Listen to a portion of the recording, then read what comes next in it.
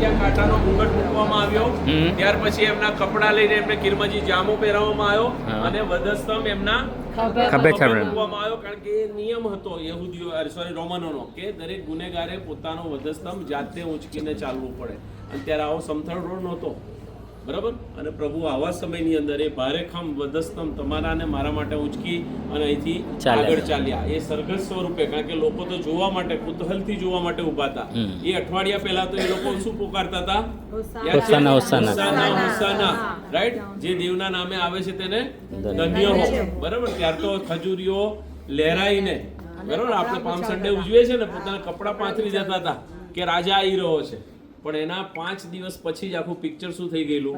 Twist થઈ ગયેલું. ને એ જ લોકો પછી પુકારતા હતા કે ક્રુસે જોડો, ક્રુસિફાય જોડો, વધસ્તંભે જોડો, રાઈટ? અને એ જગ્યામાંથી તમે હું પસાર થઈ રહ્યા છે, ત્યારે બીજી બધી બાબતો તરફ આપણું માઇન્ડનું કોન્સન્ટ્રેશન ના કરીએ, બીજા વિચારોમાં આપણે ના રહીએ, પણ આપણે યાદ રાખીએ કે આ તક વારંવાર મળતી નથી.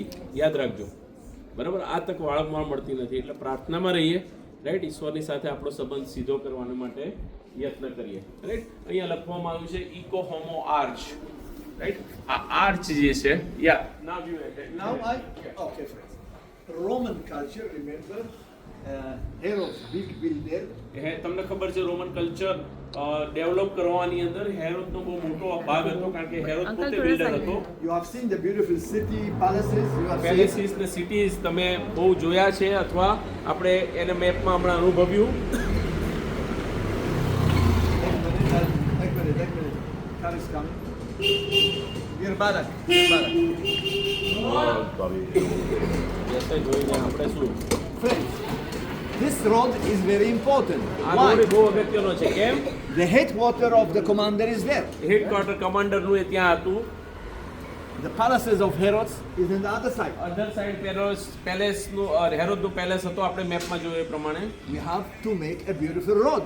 બરાબર ને? એટલા માટે આ મધ્યનો રોડ, સિટીની મધ્યનો રોડ બહુ અગત્યનો હતો. But how you divide between people, animal and chariot? પણ કેવી રીતે એને ડિવાઈડ કરે? લોકો ચાલે, એનિમલ ચાલે એટલે કે પાલતુ પશુઓ ચાલે, અને ચેરેટ એટલે કે જેને આપણે કહીએ રથો ચાલે, જેને કહીએ. So the road was divided into 3 arches. અને એટલે રોડને 3 આર્ચની અંદર ડિવાઈડ કરવામાં આવેલો હતો. This big arches is for chariot. આ મોટો આર્ચ જે છે એ કોના માટે? રથો માટે. Small arch on the right side. Right સાઈડમાં, આની રાઈટ સાઈડમાં સ્મોલ આર્ચ છે, And small on the left side. અને સ્મોલ નાનો બીજો લેફ્ટ સાઈડમાં. એવી રીતે 3 પ્રકારના arch So nobody meets anybody else. For chariot, people, you know what I mean. Be careful. The meaning of, they know what is the meaning of Eko Homo? Ecce હોમોનો મતલબ શું થાય? This is the man. This is the They man. point on the Lord Jesus. This is the man.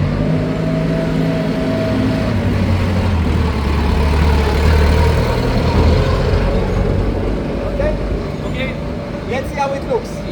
Eco હોમોનો મતલબ થાય આ એ માણસ છે. આ એ માણસ છે કે જે પોતાને રાજા તરીકે ગણે છે. એ પોતે નહોતા ગણતા. પ્રભુ તો દેવના રાજ્યના સંદર્ભની વાત કરતા હતા, પણ લોકો એનું ખોટું ઇન્ટરપ્રિટેશન કરતા હતા, રાઈટ?